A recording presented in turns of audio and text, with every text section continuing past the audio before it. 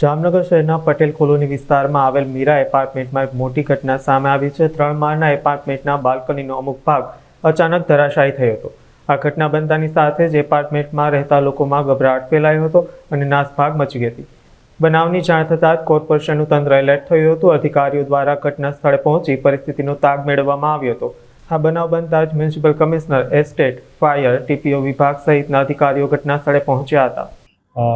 Patel colony શેરી number 11માં Meera apartment નામનું ground floor plus 4 માળનું અને એક છે બાજુમાં તે ગ્રાઉન્ડ ફ્લોર વત્તા 2 માળનું એમ કરીને 9 વત્તા 5 એમ કરીને 12 થી 13 જેટલા ફ્લેટ છે અને બંનેમાં થઈને 32 લોકો અત્યારે વસવાટ કરે છે।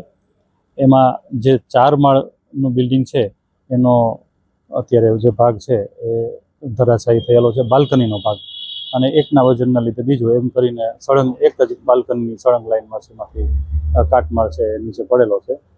કોઈ જાનહાનિ નથી। આ બિલ્ડિંગને કોર્પોરેશનની ટાઉન પ્લાનિંગ શાખા દ્વારા 3 વર્ષ પહેલાં 264 એકની જર્જરિત બાંધકામ હોવાની નોટિસ આપવામાં આવેલી છે। ત્યારબાદ એ લોકો દ્વારા એમાં રિપેરિંગ કામ પણ કરાવવામાં આવેલું હતું અને હવે અત્યારે તાજેતરનું જે આ જર્જરિત ભાગ છે એટલે 264(2) નોટિસ આપીને અત્યારે કાલે જે કામ છે કરવાનું એ સેફ સ્ટેજે લઈ આવવાનું કામ કરવાનું થશે અને આ જગ્યા ખાલી કરાવીને કોર્પોરેશન છે એ હવે આમાં રહેવાનું બંધ કરવા માટેની નોટિસ આપશે।